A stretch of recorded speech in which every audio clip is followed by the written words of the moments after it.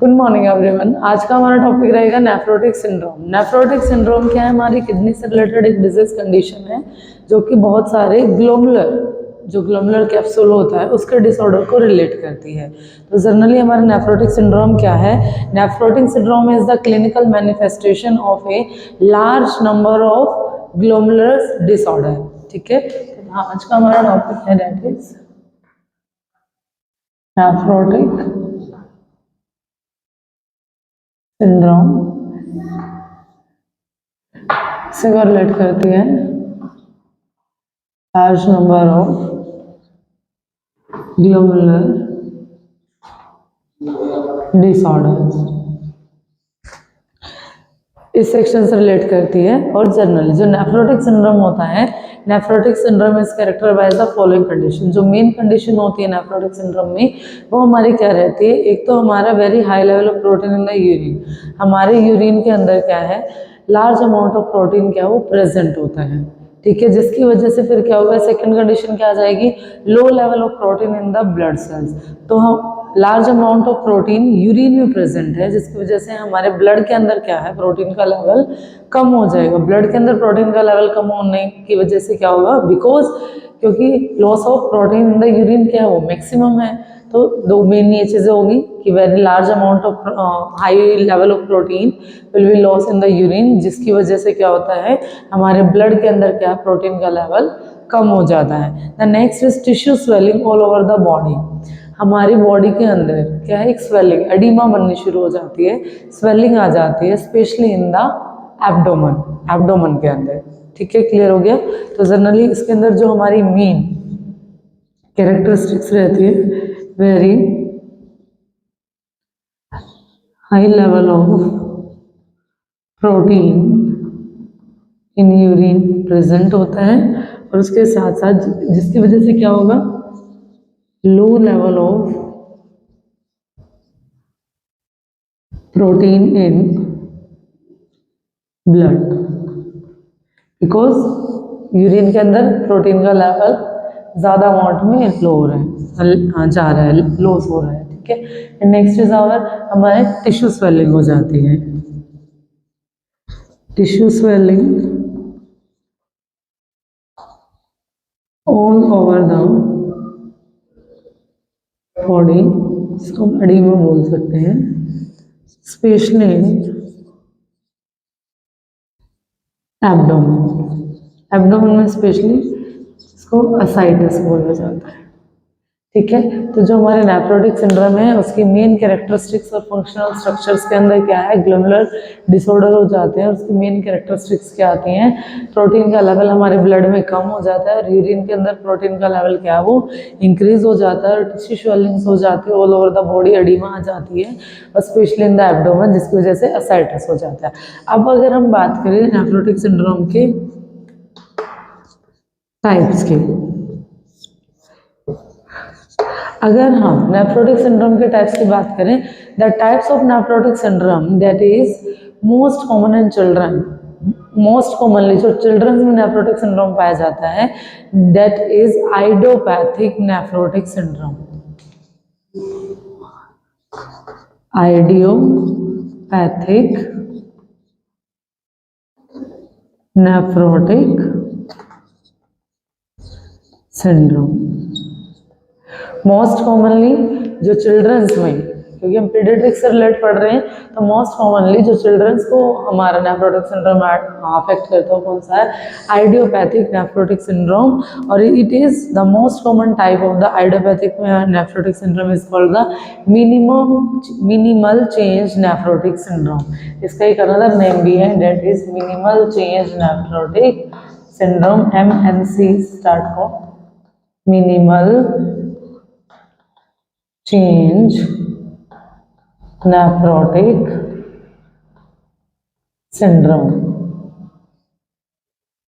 ठीक है, और रेयरली ही हमें क्या है? कंजेनाइटल नेफ्रोटिक सिंड्रोम होता है। जो हमारा कंजेनाइटल नेफ्रोटिक सिंड्रोम है, नेफ्रोटिक कंजेनाइटल नेफ्रोटिक सिंड्रोम क्या है? बेबी की बर्थ के 1 वीक की लाइफ के बाद ही हमें पता अगर उसको किसी भी तरह की एडिमा हो रही है, ब्लड के अंदर क्या है हमारा प्रोटीन का लेवल डिक्रीज हो गया, तो उस कंडीशन में क्या है हमारे कंजेनाइटल नेफ्रोटिक सिंड्रोम होने के चांसेस हैं बेबी को। तो बेबी की लाइफ के 1 वीक के बाद अगर इस टाइप की जो मेन कैरेक्टरिस्टिक्स हैं नेफ्रोटिक सिंड्रोम की वो प्रेजेंट होती हैं तो हम उसको काउंट करते हैं congenital nephrotic syndrome. But congenital nephrotic syndrome कहाँ से होता है कि वो पेरेंट्स के जीन के थ्रू, ठीक है, दोनों पेरेंट्स में से कोई भी एक सिंगल पेरेंट्स क्या है एक कैरियर का काम करता है, जिसकी वजह से वो जीन क्या है बेबी में जाते हैं और उन जीन से क्या बेबी को नेफ्रोटिक सिंड्रोम होने के चांसेस रहते हैं। और ये कंडीशन क्या है कि नहीं 4 बेबी में से 1 बेबी को ये कंडीशन पाई जाती है। क्लियर हो गया? तो बट जो मोस्ट आइडियली है वो किसकी वजह से अफेक्टेड होते हैं बच्चे? आइडियोपैथिक नेफ्रोटिक सिंड्रोम की वजह से। अब अगर हम बात करें जो मेन कॉजेज क्या क्या रहेंगे नेफ्रोटिक सिंड्रोम की, अगर हम कॉजेज की बात करें, सबसे फर्स्ट कॉज रहेगा MCNS मिनिमम चेंज, कि हमारे नेफ्रॉन सिस्टम के अंदर क्या है बहुत ही मिनिमल चेंजेस हुए, या हम इसको बोल सकते हैं मिनिमल चेंज नेफ्रोपैथी। ठीक है, तो हमारे नेफ्रॉन्स के अंदर कुछ मिनिमल चेंजेस हुई हैं जिसकी वजह से बच्चे को क्या है आइडियोपैथिक नेफ्रोटिक सिंड्रोम की कंडीशन हो जाती है। उसके बाद मेम्ब्रेनस नेफ्रोपैथिक जो लिटिल डीप इनसाइड हो गया, कंजेनाइटल नेफ्रोसिस हो गया, कंजेनाइटल नेफ्रोसिस जैसा कि मैंने बताया कि पेरेंट्स के थ्रू क्या है एक कैरियर का काम करेंगे जिसकी वजह से क्या नेफ्रॉन्स अफेक्ट हो गए। फिर कोई भी इन्फेक्शंस हैं, मदर ने किसी भी तरीके के टॉक्सिन्स लिए हैं, कोई भी टॉक्सिन्स हमारी बॉडी में जा रहे हैं जिसकी वजह से क्या है बॉडी से प्रोटीन का लॉस हो रहा है, किसी भी तरीके की बेबी को फूड एलर्जी रही है, किसी भी तरीके की फूड एलर्जी है, फर्दर हमारा इनहेल्ड पोल्यूशन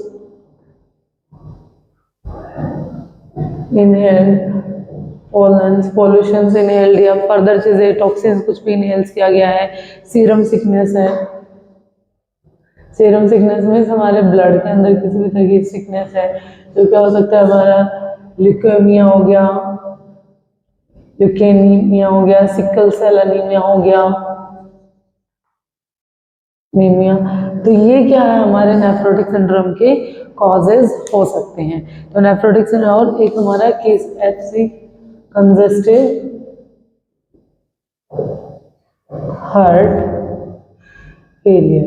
तो ये हमारे मेन कॉजेज हैं। तो नेफ्रोटिक सिंड्रोम के मेन कॉजेज कौन कौन से होते हैं हमारे?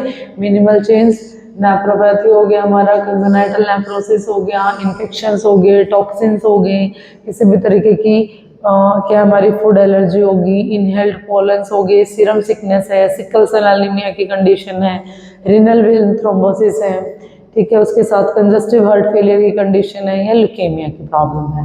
तो ये क्या है कुछ कारण हो सकते हैं किस चीज़ के हमारे नेफ्रोटिक सिंड्रोम के। अब अगर हम बात करें इसके साइन एंड सिम्टम्स की, डायग्नोसिस की बात करते हैं। The next is our diagnosis हमारे मेनली क्या रहेंगे इसके अंदर? सबसे फर्स्ट रहेगा हमारा यूरिन टेस्ट।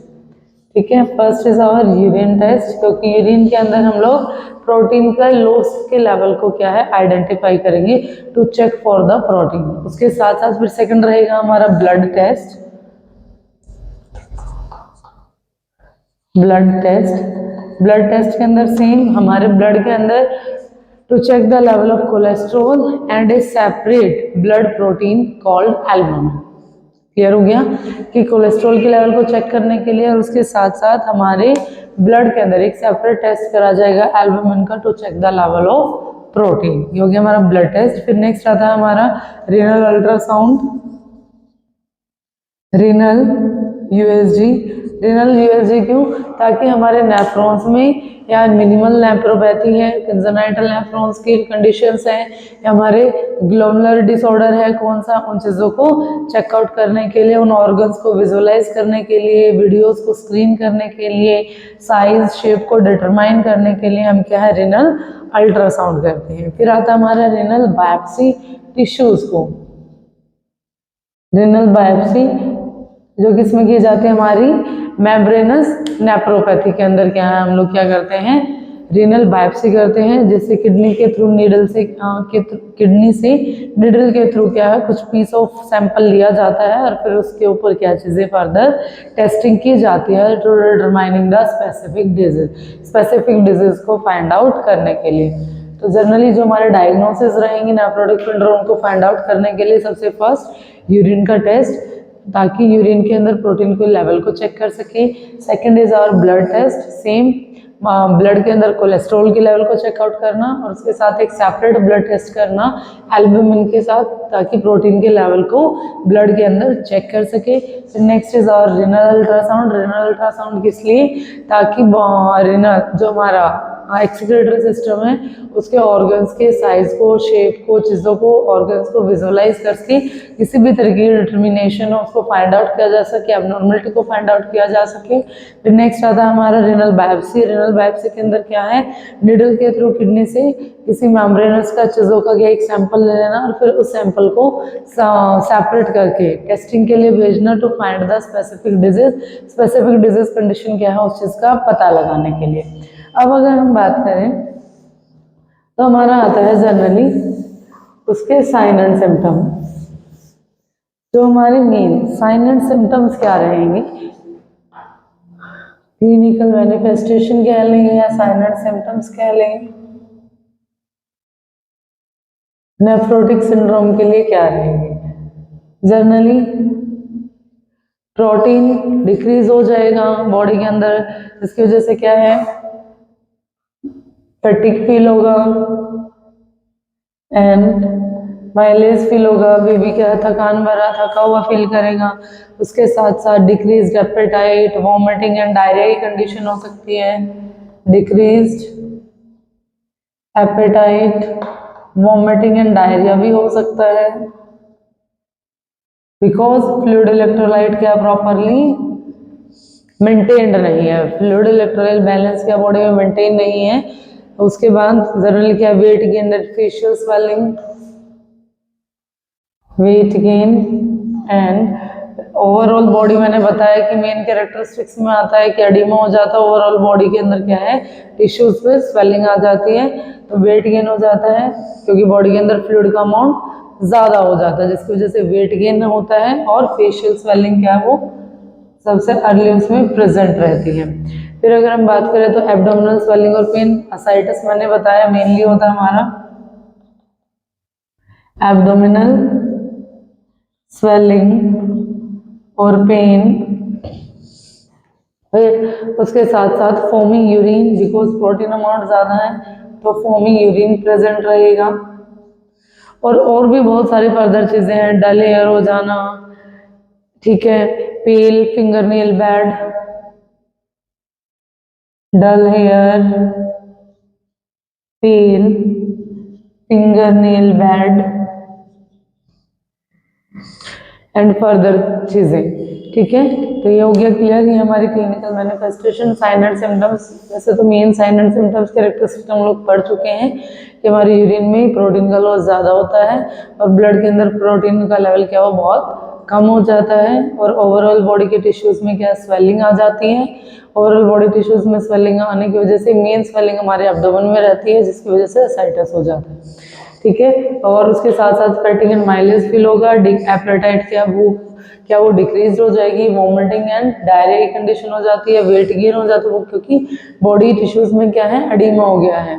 वो किस लिए होगा, क्योंकि फ्लूइड एक्यूमुलेट हो रहा है। फेशियल स्वेलिंग होती है, एब्डोमिनल स्वेलिंग और पेन आ जाता है असाइटिस की वजह से।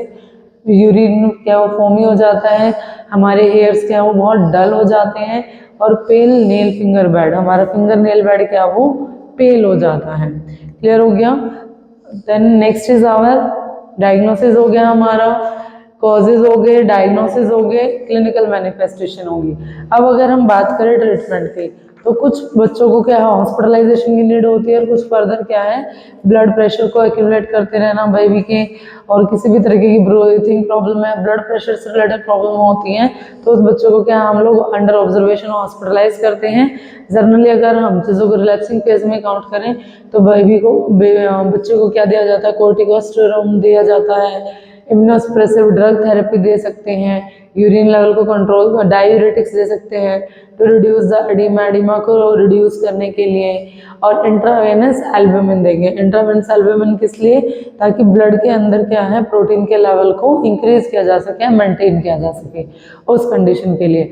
अब जो जनरली मेन हम लोग ध्यान रखते हैं इसके अंदर नेफ्रोटिक सिंड्रोम के अंदर कि बेबी के अंदर क्या है, लिक्विड डाइट को और सॉल्टेड डाइट को क्या रिस्ट्रिक्ट कर देते हैं। किस लिए? क्योंकि अगर बेबी को लिक्विड डाइट देंगे तो लिक्विड क्या ऑलरेडी बेबी की बॉडी के अंदर बहुत ज़्यादा एक्यूमुलेट हो रहा है, जिसकी वजह से क्या स्वेलिंग इंक्रीज होगी और यूरिन आउटपुट इंक्रीज होगा, और यूरिन के अंदर क्या प्रोटीन का लॉस ज़्यादा हो रहा है। ठीक है, सॉल्टेड डाइट से क्या होता है, हमें थ्रस्ट ज़्यादा लगती है, प्यास ज़्यादा लगती है। तो उस कंडीशन में क्या है, जो हम लोग मेनली रिस्ट्रिक्ट करते हैं बेबी को कि उसको सोल्टी डाइट्स हम लोग प्रोवाइड नहीं करते और उसको फ्लूइड नहीं प्रोवाइड करते, ताकि बॉडी के अंदर फ्लूइड एक्यूमुलेशन को रोका जा सके। फ्लूइड एक्यूमुलेशन को रोका जाएगा तो क्या है, एडिमा डिक्रीज होने लगेगा। क्यों? क्योंकि इंट्रावेनस थेरेपी के थ्रू क्या है, हम बेबी को एल्बुमिन भी दे रहे हैं जो बॉडी के अंदर प्रोटीन के लेवल को मेंटेन करेगा। तो मेन ओवरऑल हमें किस चीज़ पे फोकस करना है बेबी को, कि बेबी को मेनली किसी भी तरीके के इन्फेक्शन से बचाना है, किसी भी तरीके की फूड एलर्जी से बचाना है। कोई भी ऐसी चीज़ें बेबी को नहीं देनी है जो कि हमारे रूम टेम्परेचर पे लिक्विड हो जाए। ठीक है, रूम टेम्परेचर पे लिक्विड जैसे जिलेटिन हो गया, ठीक है, किसी भी तरह की पुडिंग हो गई, कोई भी मिल्क, वाटर, जूस, फर्दर चीज़ें होंगी। तो इस टाइप की चीज़ें क्या है, बेबी की डाइट से हम लोग रिस्ट्रिक्ट कर देते हैं। ठीक है, और उसके साथ साथ फर्दर चीज़ों का हम लोग ध्यान रखते हैं। और जो ट्रीटमेंट के अंदर है वो हम कॉर्टिकोस्टेरॉन देंगे, इम्यूनोसप्रेसिव ड्रग थेरेपी देंगे, इंट्रावेनस एडमिनिस्ट्रेशन ऑफ एल्बुमिन करेंगे और डायूरेटिक्स देंगे to reduce the oedema. Clear हो गया? आई होप सबको समझ आ गया। Thank you everyone. तो आज की हमारी क्लास है नेफ्रोटिक सिंड्रोम की। मेनली बेबीज में कौन सा पाया जाता है, आइडियोपैथिक नेफ्रोटिक सिंड्रोम पाया जाता है। उसको डायग्नोसिस कैसे करते हैं, urine test, blood test, renal ultrasound और रीनल बायोप्सी के through. Clinical sign and symptoms हमारे क्या रहते हैं, दिस वन, और ये हमारे कॉजेज रहते हैं किस किस कारण से क्या नेफ्रोटिक सिंड्रोम हो सकता है।